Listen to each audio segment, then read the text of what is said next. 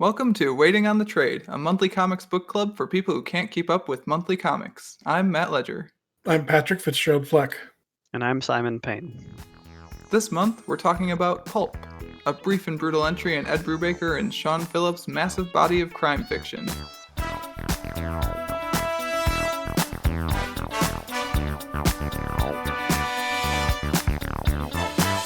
Now, in case you need a refresher, Pulp is the story of Max Winter, a former Old West outlaw turned New York City writer. With his own death and World War II approaching, Max finds himself drawn back to his outlaw ways, as well as an old enemy. Simon, welcome back. Oh, thanks for having me. I know this wasn't your first choice for this outing, but I hope you enjoyed it. Yeah, no, it was a great pivot, I think. I was delightfully surprised. No giant gorillas in this one, but what are you going to do? No, I originally was looking at a King Kong comic and the same kind of pulpy genre, but probably due to the licensing, it wasn't widely available anymore. That's my only guess. I dug around for it for a bit, and there are other Kong comics available on Comixology, but that one just nowhere. And then I went to go look it up on Amazon because I was like, well, Pat and I could order it maybe. And there was one copy on Amazon we would have had to fight for. Yeah, so it was called Kong of Skull Island, and I found volumes 1 through 3 at Half Price Books, and I was like, well, I'll pick up volume 1 while I'm waiting and just kind of look through it. I was like, oh, I'll buy this for, half off, and then looked online, and yeah, it was just I think it was 2017 it came out or something, or only a couple of years ago, and there's no digital and super hard to find. I was just like, okay, I'll just pick something else. And one of the things on the rack with the graphic novels and trades and everything in Half Price was a collection of old Western pulp comics, like original pulps. And it made me think, oh, there's other things I could do, because nothing against superhero stories. I love them, but I try to find something different every once in a while for comics. And um, it, I looked into pulp things, and there was a comic simply called Pulp, and I was like, this looks pretty good. I recognize the name Ed Brubaker, even though I don't think I've read anything by him, and chose that for this month. So Yeah, it's a good choice. And I think I told you we're actually semi-timely for once in our once in our brief podcast lives. Because I yeah, actually went down and bought this the soft cover version of this book, I think 2 days after it came out. Because I ended up going to 3 stores, and I went to a couple on the Thursday after, and I went to one on the Friday, and they finally had it. I actually called ahead because I was like, I'm not going to another store if they don't have it. right. But they had a copy, so that was nice. Because the hardcover came out like a year and a half ago or something. I Like think that. August actually. Oh, August or really? September. Yeah, yeah. So Okay. really recent, and you wouldn't think it's this recent, kind of, because these guys have put out 4 books since then. Because Sean Phillips is insanely fast, just bizarrely fast. But this is actually kind of cool too, because it represents sort of a pivot for them from more serialized stuff into more done in one stuff. They've started a new series that's basically a bunch of pulp noir action hero graphic novels, and they're all actually going to be in a series, but they're all graphic novels, not individual monthly comics. So Okay.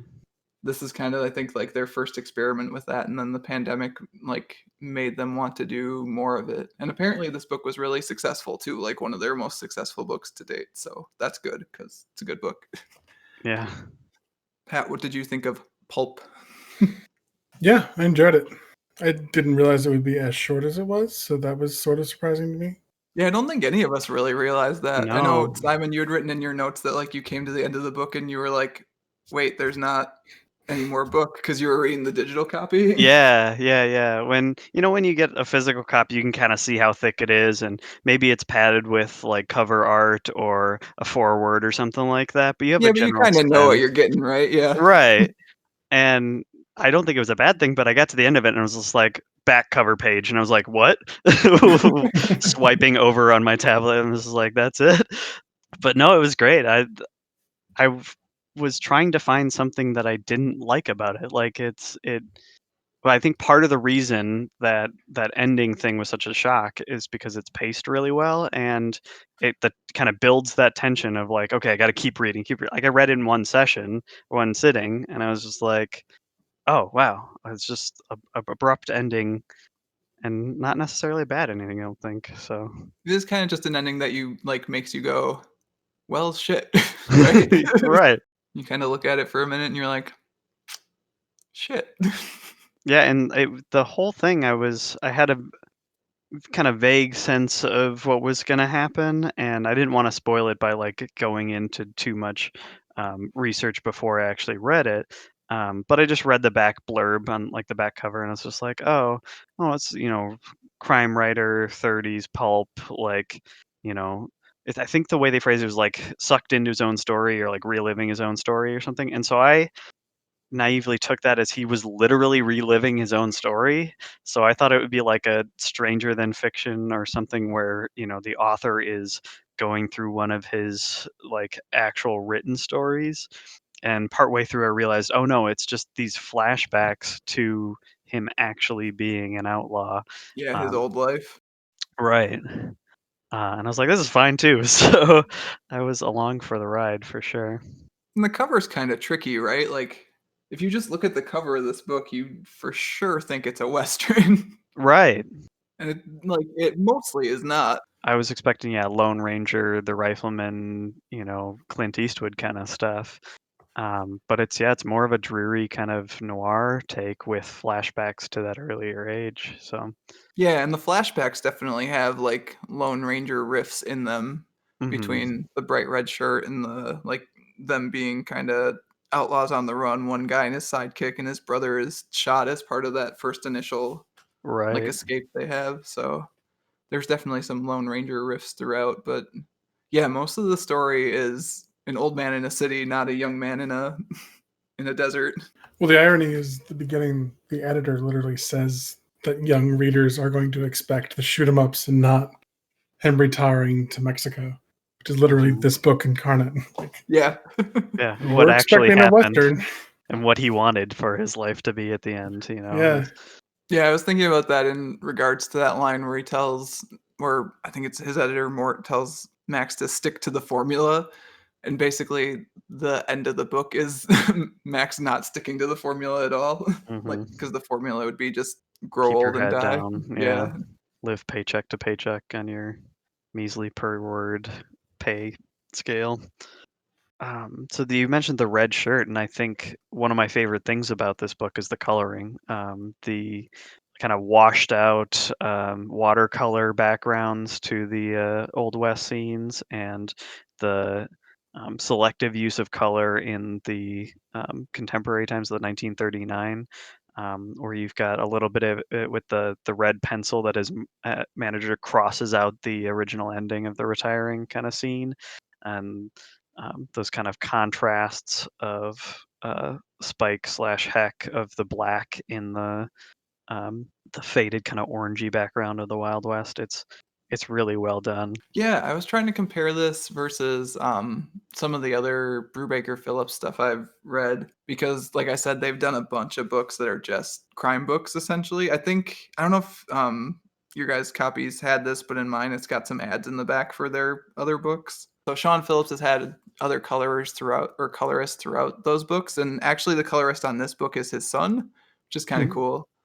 Um, and I think it's the first book they've done together, and it came out really well. I was looking at it in comparison to Fatale, which is another Brubaker Phillips book I have, and like I would say if the coloring in this is not better, it's at least on par, and that's pretty cool for someone's kind of first collaboration.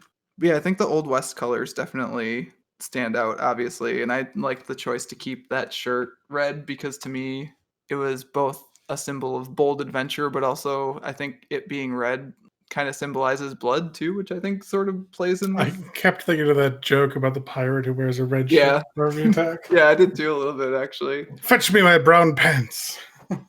But like it is an adventure color and like a brutality color, right? And I think that's sort of a lot of what the book is trying to play with is heroes and villains and who is what sort of deal. Sort of. And at the same time there are pretty clear-cut villains in the book also. Well, and just like red's kind of a color of passion, and you have that drive and that vitality he has as a young man, like having fun, robbing banks, and like not caring about the long term. And then he gets to this 40 years later, and all the color is drained out of him. He wears dark suits and dreary coats and things, and he's just not the same person anymore. So you get that stark contrast from young to old, from bright to dim. Yeah, actually, looking back at it, like most everything's or like grays and blacks and whites, like you were saying, and I feel like the most orange it gets in the present day is the actual robbery, which kind of makes sense given that Hmm. that's reliving the glory days. Well, the closest he gets to looking like the past is the final image of him Yeah, out dead on the ground with blood covering his shirt. you Yeah, get which He's is wearing a red shirt again. yeah. you get kind of hints of it as he's approaching the Bund Club, like the German Nazi speakeasy kind of thing, where there has kind of like a orangey glow on the inside as he walks up to it, and then the Mhm. background starts to get like more and more like that until the final panel, which I think is really well done. So do we want to go through like in order what's happening, or is there certain things we want to pick out? We can take it in order. No need to break out of the formula, as they say. Mhm.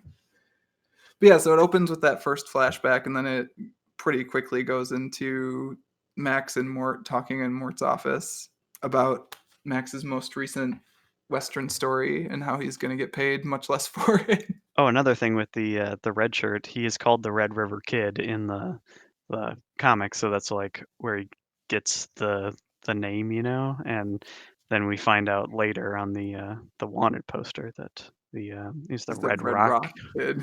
Yeah, very creative, Max. Really didn't even try to hide it all. Jeremiah's completely right.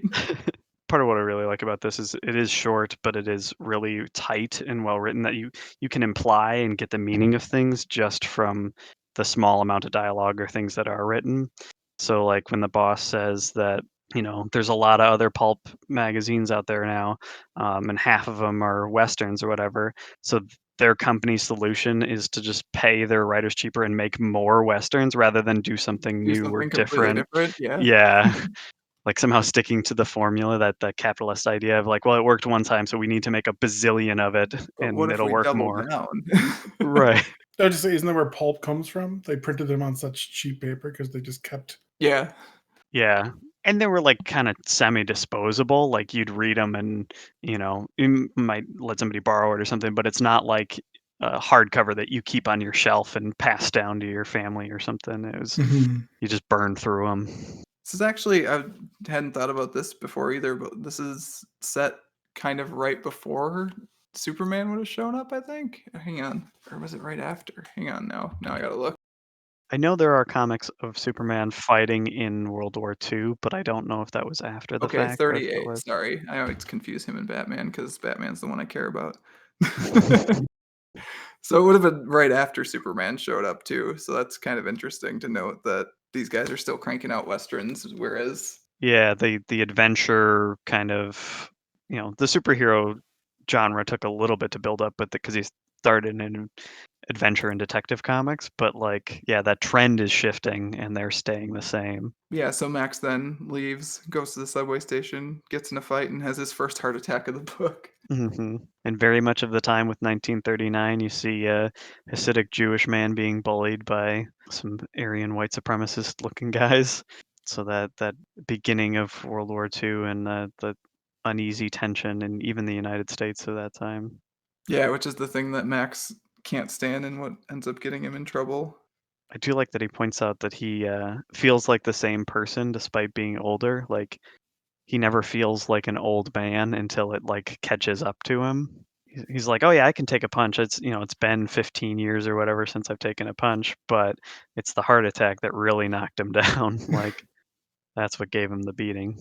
Yeah, the fact that walking home afterwards is kind of more frightening to him than the actual fight is sort of, I don't know, kind of terrifying actually. Like walking home and realizing that his heart, like he could feel his heartbeat for the first time and he actually cared about it and had to pay attention to it. Hmm.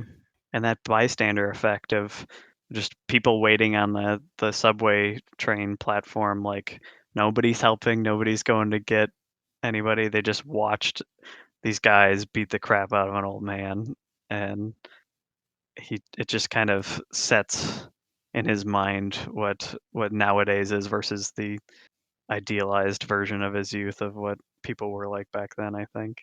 Yeah, I think actually, I don't know if he does idealize his youth so much, actually, which I kind of appreciated.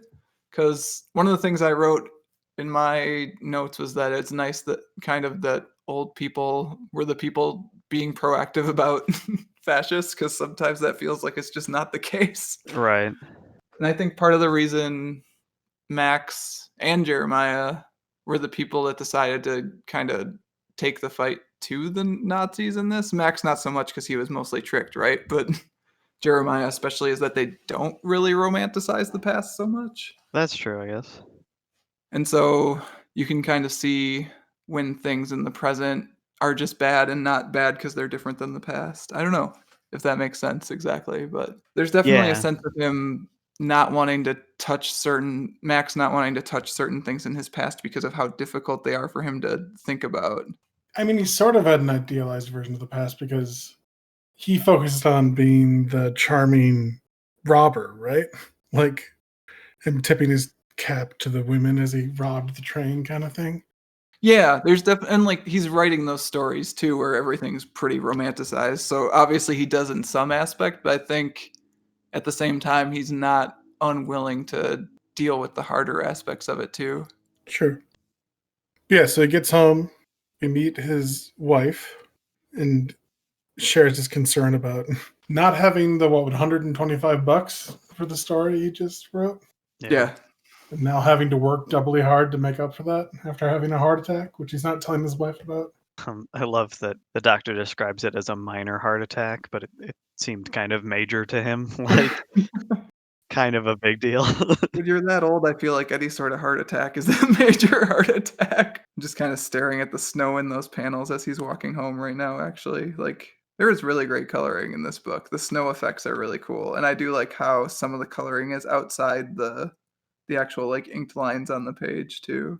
But then in that scene with Rosa, we get the second one of those pages where it's basically a photograph kind of and just all black besides that. And I really enjoyed all those pages. I feel like they set the tone for the characters really well in a short amount of space, which you kind of have to do in a book this short. There's one for Jeremiah later on too that I thought was really cool. Yeah, it's like the establishing shots in a movie, you know, it's getting as much impact and much feeling setting up the scene as in as little space or words as possible, and it's really good throughout the whole book.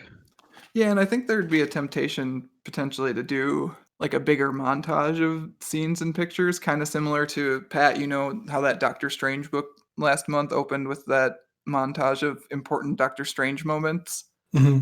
Like I would imagine there's a temptation to do something like that where you're showing a bunch of different moments from their lives, but I really like the simplicity of just one photograph and a little bit of words. But yeah, then Max ends up back at Mort's desk and realizes he's been replaced with writing the Yeah, character that he made up and is actually him, which must be a doozy. right. I feel like this happens a bit in creative jobs where you come in, you've got the support of a studio or a company or something that like, okay, I'm going to make the thing that I want to make. And then when they start to go a different direction or they, you know, you don't live up to their expectations anymore and you're like, okay, I'll go do my thing somewhere else. And they're just like, no, we own your thing. And if you don't want to do it our way, good luck, go do something else. You know, that the idea that he doesn't own the character, they got some young guy writing his character twice as fast. It's just like that's a punch to the gut for him as well. Yeah, especially back then, creators were not treated anywhere near fairly. Like it's his character based on his life, and he's making $100 per story, and now he's not even writing the stories. So that's kind of a whole thing, which I maybe should have dug into some more research before we started to talk about that. But I don't think the story's about that too. So one of the reviews I read of the story said that the story tries to be about a lot of things but isn't about anything, and I feel like that's completely missing the mark of what the book is. So It isn't about anything. Oh, yeah, okay. it's like it was a take where it's like it's trying to say a lot of important things, but it never gets around to actually saying them. And to me, the book's just a story about a dude's life and his death, It's which just is a about guy something. Hmm. trying to leave the world a little bit better for the people that he loves before he just dies. Yeah, so I'll link that review in the show notes because I was putting my notes together last night and I found that and I was like, I really disagree with this. But anyways, that's neither here nor there. It's like it's a 70-some page comic. It's not a 2,000-page treatise on philosophy. It's not trying to explain everything, give you all the answers. It's posing questions and letting you kind of think what you will about them. Yeah, and like it's a as much as there are big lofty ideas and it is actually kind of an important book too, like it's also a noir pulp story, like it's an adventure story, like that's what Hmm. it is. So it's just an interesting take that I disagreed with a lot. But yeah, and then the other thing you were saying, Simon, is like like big studios or someone who owns a creative idea like that, and the author or writer or creator doesn't own it, and then it lives on beyond them. Just reminds me of how like nothing ever dies at this point. Like Hmm. there'll be Star Wars shows until we're all long dead.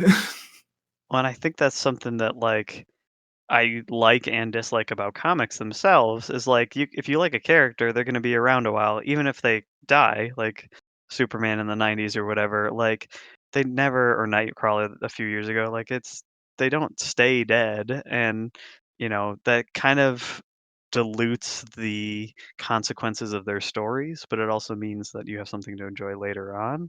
And it's what also is kind of intimidating about comics. If you've got all these different people writing these different comics over generations, it can be hard to find a good entry point. And something like this is just its own self-contained thing, is perhaps a little easier, a little more succinct than those huge expansive stories.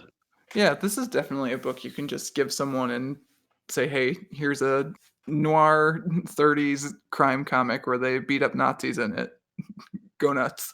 As opposed to trying to do all the intricacies of even some of the Image stuff too. I've actually really enjoyed, I think I texted you this, Simon. Image has been doing a lot more of these done in one books lately. By a bunch of different creators, not just Brubaker and Phillips. Like one that came out recently that was really good was Blue and Green. So, but yeah, I've really enjoyed that Image seems to be leaning into this because I think it's a good trend, especially as comics kind of get picked up more and more in some of the like the larger bookstores and stuff too. Where I think I was in one the other day and I found like a volume 2 and a volume 5 of some book I was looking at, and I was like, well, how am I supposed to do this? Same way I did Why the Last Man. Haven't read it yet. That's the answer. It's on the shelf, yeah. Something to look forward to.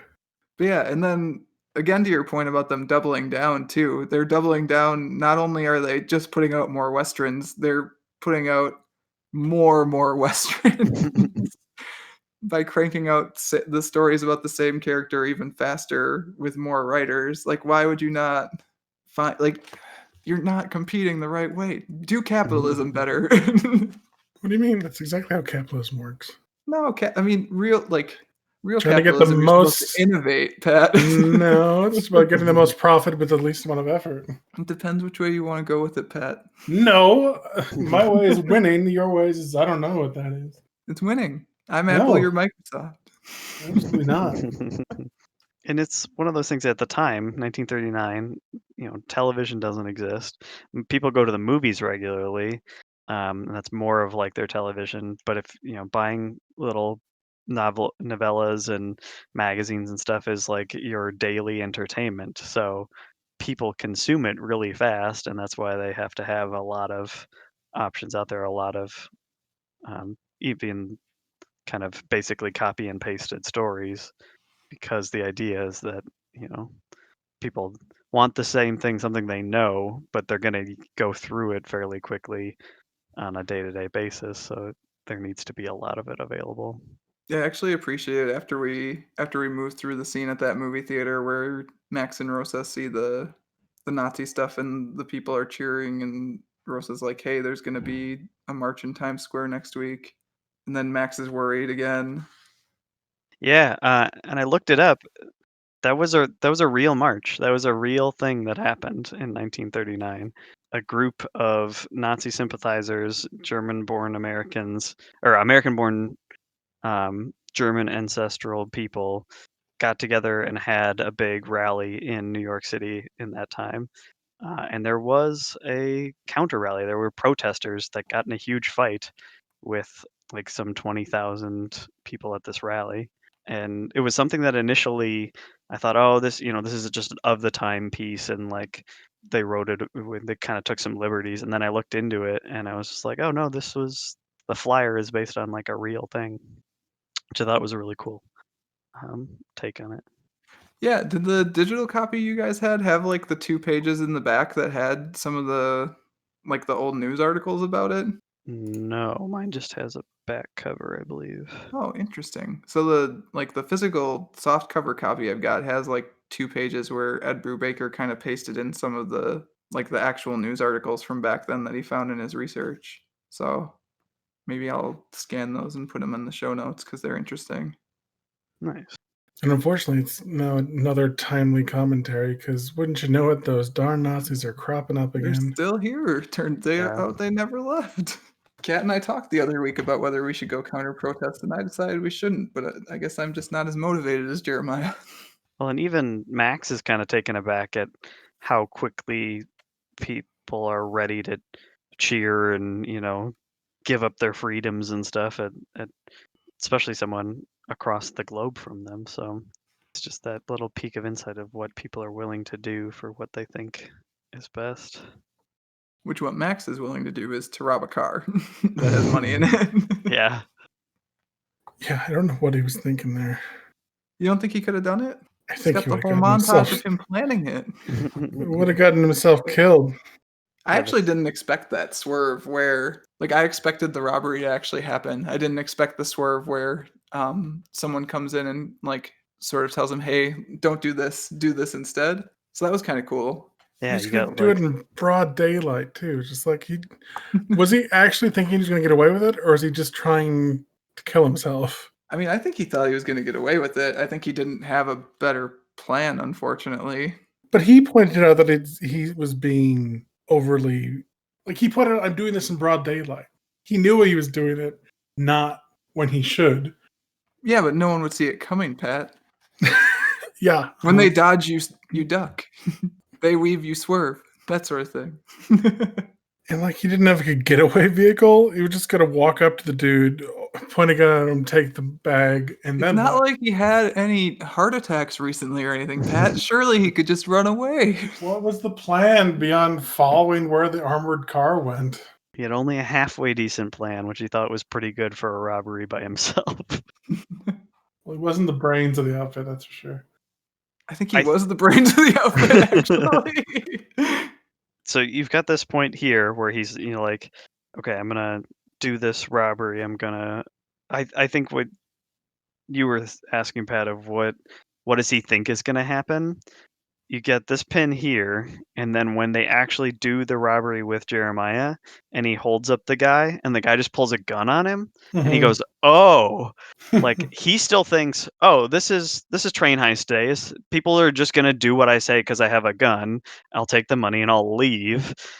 And they get to the propaganda accountant's kind of hideout thing, and he's like, "Oh, no. Things have changed in 40 years. People are not gonna put up with this the same way they did before."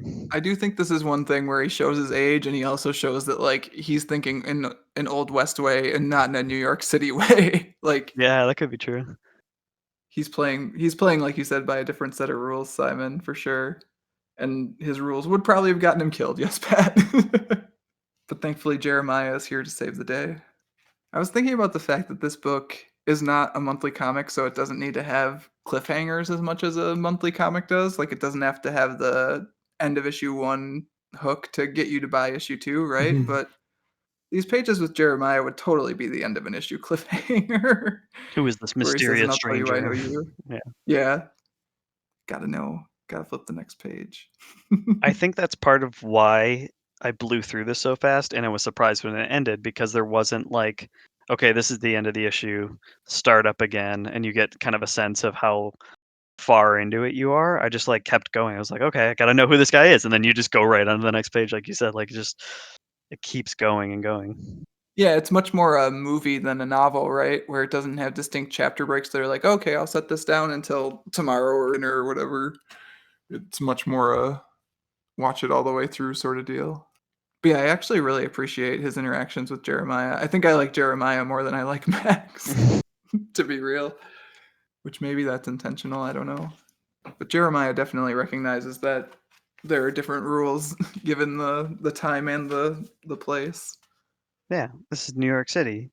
You've got to rob people at night and then disappear into the shadows. Yeah. Can't just stick them up in broad daylight and And gallop wear out a of mask and town. not be afraid to actually shoot them, turns out.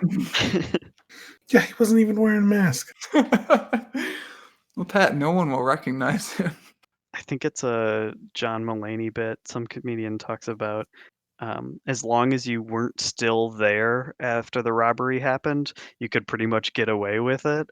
And Found a pool of the killer's blood. gross. Gross. Clean it up. And that's just not true anymore for Max. Like, this is a different world. Yeah, and Max essentially becomes a cog in Jeremiah's story at that point. This seems like such an NPC in a video game or role-playing game move, or it's just like, whoa, you think you've got this small-time plan.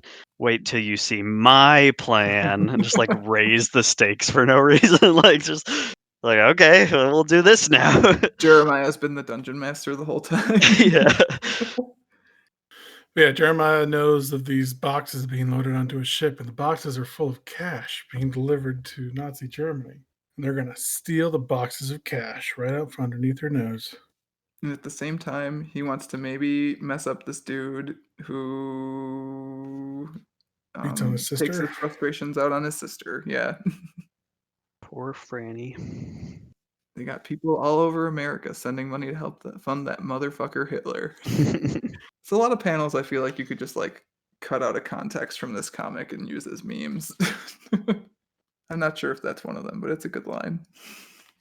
The tone of this is so interesting because there are parts of it where it gets really dreary, noir, dark, kind of stuff, but it gets to the point in our time where we know those tropes so well that it pushes the edge back into comedy a little bit.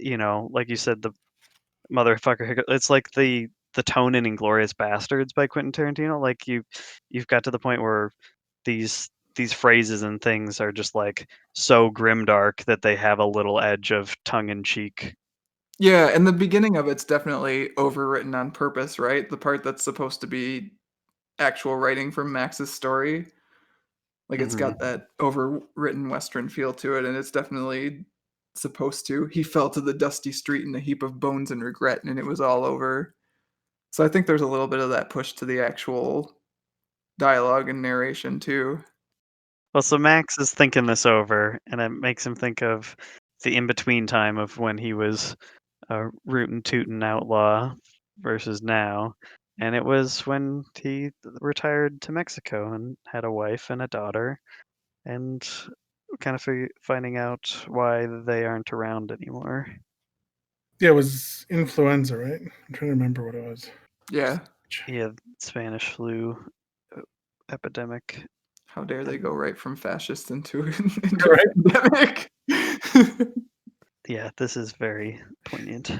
So yeah, they do their stakeout, and then they have the scene Pat was talking about where it's Jeremiah and Max catching up on the street corner. And outside of the fact that that scene made me feel bad because it has connections to the modern day, I actually really liked that scene. A, for the use of colors, like there's a lot of great like stark blacks and grays in there, and B, just because it's an interesting dynamic to be old frenemies, like not old friends and not old enemies. Like they can say the truth to each other at this point, but they're still kind of feeling each other out. If friendship is built on common history, They've got it. it's there.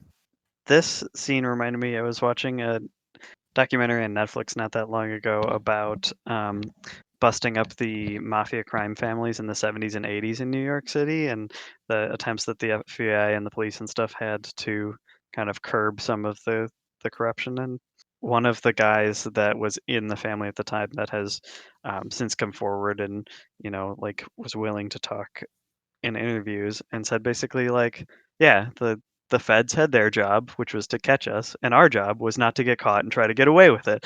And there was like this weird respect between them of like, we're gonna do what we are gonna do, and you're gonna do what you're gonna do, and we understand that. Like, it's and you get some of that with Jeremiah and Max of just like they're two opposing forces and they had jobs to do, and I it's hard to shoot blame Lanny, them. but no one likes Lanny. Yeah.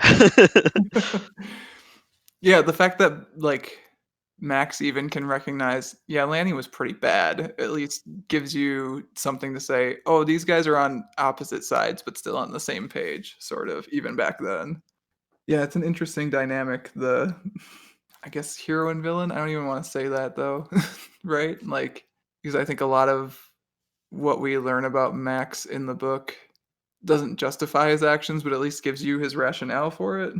His actions being his final decision. No, I guess his actions during the past and all the flashbacks and everything. Oh, I mean, he admits to himself that he wasn't a good man. Like, Yeah. he was a monster. He was a murderer. I think you also see it a little bit when they're talking about Lanny. He said Lanny was a bastard, always looking to shoot someone, as if Max was willing to shoot people, but it's not like he was always looking for the opportunity. That wasn't his. I mean, clearly he fails to shoot people at least a couple times in this book. The first intent, the first goal is not let's kill somebody and then we'll get cash to survive or whatever the side effect is. But now he and Jeremiah are partners.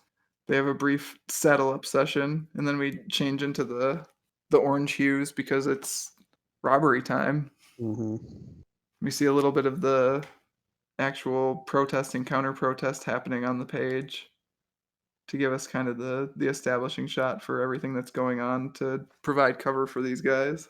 Yeah, they think there won't be as many people there because they'll mostly be at the protest. There's only one guard out back in a small alley. It's too narrow for a car to drive. And he says the iconic line, stick 'em up. Like, it's 40 years ago. This is how this is going to go. I guess, like, what the fuck? And then we get the weirdest panel of the entire book, which is the one panel that has a thought balloon in it in the entire book. I didn't notice it until you said it, but yeah, I don't know if the reaction shot of the wide-eyed look on Mac's face isn't enough, or It's just so this has happened in a few different books I read, and it might just be because I'm so used to narrative captions at this point instead of thought balloons, but like when it happens where there's just like one or two balloons in a book that's mostly narrative captions, it just kind of like throws me off for a second. It's like, huh, a thought balloon. That's a 1940s thing, if anything is. I was more confused with the crack I in think the it's upper him. left-hand corner. I think it's him hitting him with the butt of his shotgun, but it's Yeah, it's not quite in the right place. Yeah, I don't know if it's supposed to be an echo or it's like a thing of like, oh, we didn't place this well enough. We'll put it here instead. and it's or- not like the font isn't something that I would think of like indicating noise. It's just Mhm.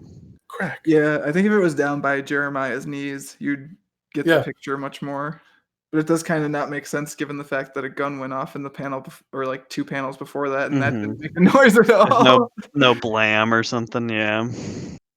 Yeah, so we've got that bit in the discussion guide where it's like, what are the low points of the book for you? And I think Simon and I both had to reach a bit to figure out what the low point of the book would have been, because like mostly you're picking nits, but this page has got a couple weird things going on. Yeah, it's just little stuff like having to reread or like, oh, I just misunderstood the way they phrased something small, and it's just little stuff like that, like this of a sound effect or what they're trying to convey with what they're just doing like a double take with it. I think one of the things you had called out as liking Simon is one of the things that I was actually like kind of nitpicky about was the blurred lettering that happens when Max has his heart attacks. Oh, I thought that was great. You don't like that, man? It just felt like a Photoshop filter. Like I feel like it was really generic and it could have been What would you prefer they better. do? Oh, just some shaky lettering maybe. I don't know. Like It's just like, to me, it's just like, oh, I need to hold the book further away from me. It doesn't quite get the point across to me, I guess, if that makes Well, sense. it's muffled. How else would you? I don't know, man. It's from his perspective. You can't understand exactly what they're saying. The same You way could gray it out too. I think what they did was perfect, and you Okay. Fair. This is why we have a podcast, so you can tell me that I'm wrong.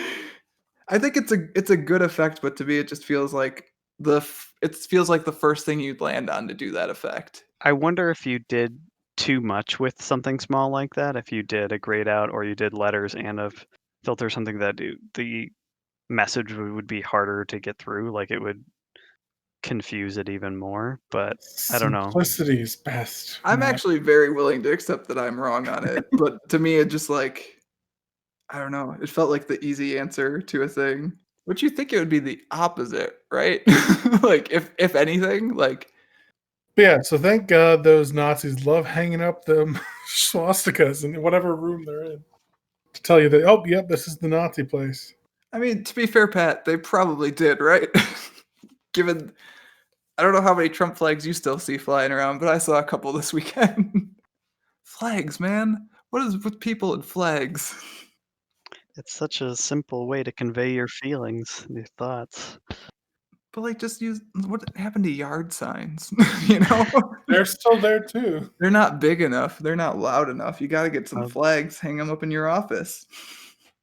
Maybe a bright red hat. Yeah, you know, not like bright red's associated with anything. Ah. I think we found a secret bit about this shirt. Anyways, yeah. The Red River Kid turns around and there's a little tag behind his collar that says MAGA on it. no, No. But here again, Max did not pull up his mask until like they're already in the thing. Yeah. After the people first in the room. confrontation. Yeah. I've seen his face already, and he's like, "Oh yeah, I should pull this up." Like, He's an overconfident son of a bitch. We've established this. we're an outlaw. Jeremiah's Oh, got some great lines. Shut your trap, goose stepper, and all right, you fascist pricks. He's just firing the shotgun into the air. Personally, I'm partial to Where Are the Ledgers because I was like, oh, he's asking about my family. there's a rescue. There's stuff in the safe. Oh no, they've been fridged. They're behind you. Yeah, so Jeremiah has gone completely off the books. Off the Yep, plan. gun rogue. Turns out the robbery was never really a money heist. Which do you think Jeremiah was right, and Max wouldn't have gone along with the plan if he had known that there was no money associated with it? It's weird because if he was just told, hey, we're going to go rob this place of their records so we can hook people into funding Nazis and get them discredited and shut down, Right. I'd say no, Max would not go about it because, like, the thing he's worried about right now is making sure Rosa has money after he dies. But he was also worried when he thought about the world he's leaving his Mexican wife. Like, I don't think Nazis are going to appreciate his wife. True. But at the same time, I think he's much more self-interested in this current moment, given that he doesn't know how long. Like, he could have died in the middle of this robbery Yeah. pretty easily. He's feeling the pressure financially and medically. Like he's getting fairly desperate, I think. I don't know if he necessarily wouldn't have done it, but I think there's less incentive if there isn't definitely money involved, you know? Sure. Which is why Jeremiah could have just told him, hey, I've got $8,000 in a In a house. I'll give you if you come with though. I have a mission. I need you to do it. I will pay you handsomely. So I don't think he would have been as interested if there wasn't any money, but there was money the whole time. So it could have just been. It's much more interesting this way, but Jeremiah could have been straight up. Let's surprise the old man who seems to have had a heart attack in the past. Right. Also, make him the getaway driver. That's always good. I don't think Jeremiah knows about the heart attack, to be fair. I mean, you take a good look at Max. You probably guessed he's the new one. They're both that old. Jeremiah's in good shape. He knows when to pull his mask up. Well, you definitely notice it when Max is driving the getaway truck, their Yeah. car through the streets. Yeah, I actually really appreciated the line on the page just before that where he's talking about how that office is just another room where he doesn't want to die. It's just for all the grand ambition of his life or Jeremiah's plan to shut down the Nazis or all that stuff, by the time you actually get in a gunfight, you just want to not be shot in the gunfight or have a heart attack on your way out of the gunfight. Puts things in perspective, if you will. Yeah, then we get the flashback. I think this is where we find out about this family in Mexico. Oh yeah, it was just Yeah, this is where we find out about Spike. he didn't take to it well. The quiet life. Some people don't, man. I got stories about how the pandemic lockdown's been going here.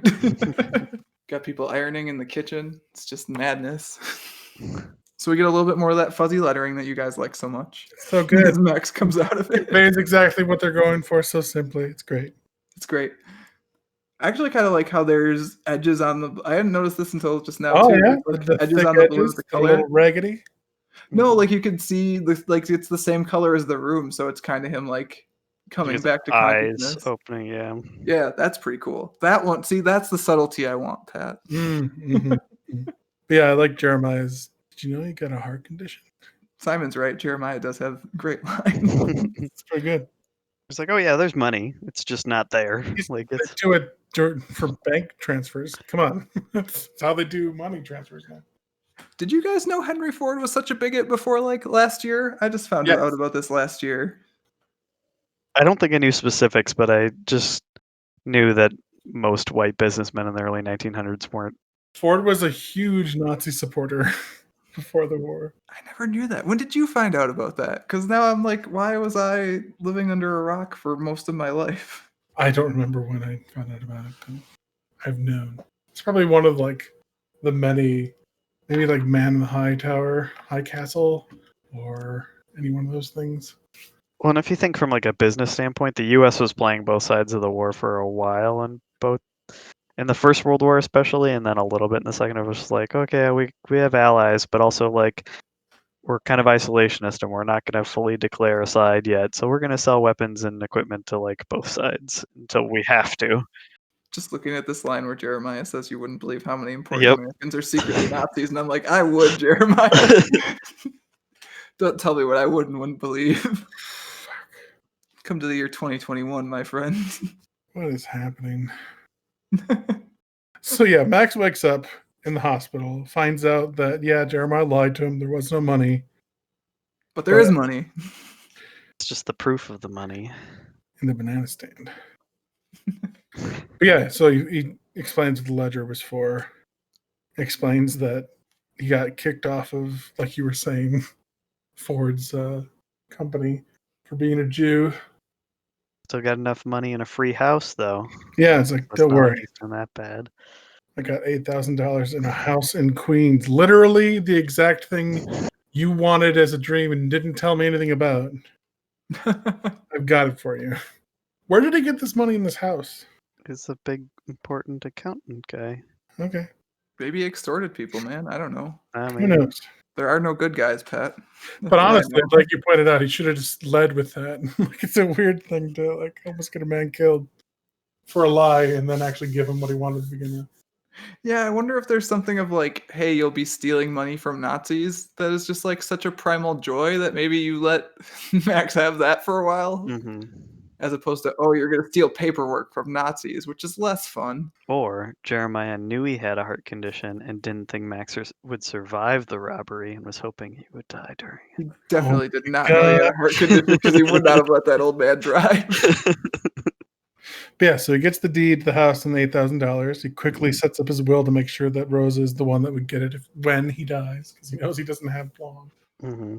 Yeah, and I think like knowing that he doesn't have long definitely plays into his final decision at the end to avenge Jeremiah's death. Oh, for sure. Because like, what else is he gonna do? Like, right? Like we get another one of those nice one picture pages with Jeremiah posing with his old rifle back in the Pinkerton days. Probably right after he busted up a union. Yeah. But yeah, then he reads a news article about a Nazi-linked banker being resigning in disgrace. Which is another thing that is similar but different from then and now, is because it feels like there's not a whole lot of consequences now. No one resigns in disgrace anymore. Yeah. Yeah, like you're like no one important, anyways, right? Like some people resign in disgrace, but it doesn't really matter. That's the problem with Trump. He said the quiet stuff out loud, and now people don't care anymore. Yeah. I mean, it's like that's part of the thing with this book specifically. And I read an interview with Ed Brubaker where he was like, "Yeah, I didn't mean for it to be as timely as it was." But like, man, especially with the like the soft cover version landing, what I think a week after the insurrection stuff, Oh something like god, that. yeah. Like, it did kind of make me feel like a coward. This book because we, like I said, Kat and I discussed going out to do counter protesting things potentially, and I was like, A, I don't even know how you do that. Like, I don't know who you talk to and how you hook up Mhm. with anyone to go do that. B, like, I don't want to catch COVID and die for counter protesting, although it is important. And C, like, let's let the people who are trained to do that, but those people are not to be trusted, so who knows? Which is why it was kind of cathartic to just see some Nazis get killed, huh? Just blowing a Nazi's head off. It felt real nice. Like, he calls himself a monster as he's doing it, and I totally get it, but at the same time, like, there's a little bit of catharsis there. So yeah, he finds that his friend has fallen down some stairs Yeah. and broken his neck. Finds Franny on the landing and finds out that her brother and his friends roughed him up and tossed him over the balcony. And there's a great shot when he's just like, Franny's like, I can't tell the police, they'll kill me. And he's like, I'm not going to tell anyone, Franny. Just give me his name. And just like down the barrel of the camera. I'm just like, oh God, here it comes. Yeah, that shadow on the right side of his face tells you exactly what's going on, right? I mean, the man's only got a week at most, so like Yeah, so go nothing down to swinging. lose. He's already got the home and money for his wife. Yeah, and I think that plays into what you were saying before, Pat, about we were talking about whether he would have gone along with the robbery if there wasn't like if it wasn't an actual robbery, and I don't think he would have, but now all of his immediate concerns that he was so worried about are pretty much taken care of, and he's got what, 2 weeks to live, they said anyway, so he's like, "Yep, let's take out some assholes." That's not a bad use of my remaining time. But yeah, so like he gets there. We have that nice like flash back and forth between him doling out justice to back to when he was just like a killer, just out for his own Mhm. wealth. And like, I don't know, it was a nice comparison between the two. Yeah. It's like, yeah, I'm a monster, but there are worse monsters out there and they need to be taken down. Yeah, and then you get that last page, which I think we all enjoyed and thought was a really good way to end the book. I really do just love how abruptly it ends. Just like, yep, that was it. That's how it happened. Yeah, I was expecting a like Django Unchained esque like shootout scene that would go on, or like he'd jump behind the bar, or like, there, or it would be this panel and there'd be like an epilogue of like what happens after. Just something to keep going. And it's just like, no, that's the story. That's how it ends, and that's fine. That's all it needs. Yeah, which is why I took such issue with that review I read, which I'll definitely send you guys, where they were trying to find some larger purpose to bits of the story and stuff like that. It's just like it's not so much about that. It's about a man and how he lived and how he died and the things he did and why he chose to do them. So yeah, it's a really good book. Good pick, Simon. Thanks. I was just trying to do something different, and then I just kind of took a stab in the dark, and it worked out really well. Yeah, you can't really go wrong with Brubaker Phillips stuff. So like one of the things I was thinking about is okay, well, someone like this, which I think we all did, like what would you recommend to them? And there's again in the print edition at least like a big spread of Brubaker Phillips books and God, there's like what 50 books between these 4 pages, something like that. So like if you pick any of those up, you'll probably be happy because they're all good as far as I know. I haven't read all of them, but I've read a whole bunch of them. My favorite of the bunch is probably Fatale, which is sort of it's also like a noir crime thing, but it also dabbles in Lovecraftian stuff. Um, Interesting. one of the main characters, the sort of titular Fatale, is a semi immortal woman who men can't help but fall in love with for mystical reasons. She is so cute. Maybe. I was paging through like the third volume of that today, comparing the colors back and forth with this. That's very good. That's probably my favorite of their stuff that I've read. And I think the other thing I'd definitely recommend if you liked this is the Parker graphic novels by Darwin Cook, which are like adaptation of a bunch of cool crime pulp novels from back in the day by Richard Stark. And Darwin Cook has like a very much like Batman the Animated Series Jack Kirby style. It's really clean, and the books are mostly black and white with sort of like one tone of color throughout them. So it's a really cool style. And I think Pat, you would especially appreciate this. The books smell great. Like they just continually smell like well printed books. I do like book smells. Are they printed on black paper like the animated series? No, they're so it's I'm gonna crack it open. I grabbed one actually off the shelf because the one I like the most is called The Score. It's actually like book 3, but you could read them in any order, so it doesn't really matter. But it's like a yellowy paper, which goes really well with this one because like the color tone for this is all yellow. I think one of the other ones is blue and one of the other ones is orange. So but they're really cool, and like they're very similarly just like done in ones where you can read it and by the end of it you've got a complete crime story front to back, a Cool. little less involved than this one. Like you're probably not going to meditate on Nazis after you read a a Parker book, but they're very good. I am not as well versed in comics and don't read them as much as I tell myself I will. But the moral certainty of Max and the dreary kind of noir setting, it's hard not to think of Batman. Like the half in shadow face that you pointed out with like intimidating growly voice is the way I imagined it. Like there's always Batman-esque elements of these kind of stories. So I Sure. think Brubaker and Phillips' first collaboration was actually an issue of Batman when Ed Brubaker was writing Batman for a bit in the early 2000s. And that issue is actually really good. It's one where Batman basically picks up the case of the Wayne murders from the cop that was assigned to investigate the Wayne murders back in the day, because he's on his deathbed and he like doesn't want to die without having solved it. So he basically assigns the case to Batman. Nice. I don't know. Reading this, I kept thinking, well, of course, Sin City. I was thinking the Yellow Man was very reminiscent of this one, definitely especially the second half of it, Yeah, that makes sense. where it's an older cop, nothing to lose. But American Vampire was another one I was thinking of, with the Western feel of this one. Yeah, that's a similar tone too, I feel like. They sort of jump back and forth between timelines and similar. I think it's around the same, the 20s, I think, but at least for the first volume. And of course, there's vampires in it, so there's that. But replace vampires with Nazis. It's close. I think American Vampire actually started releasing new issues again recently. Oh, really? Yeah. Might have to check back into that. It's been a long time since I read those. Read the first volume not too long ago. It's pretty good.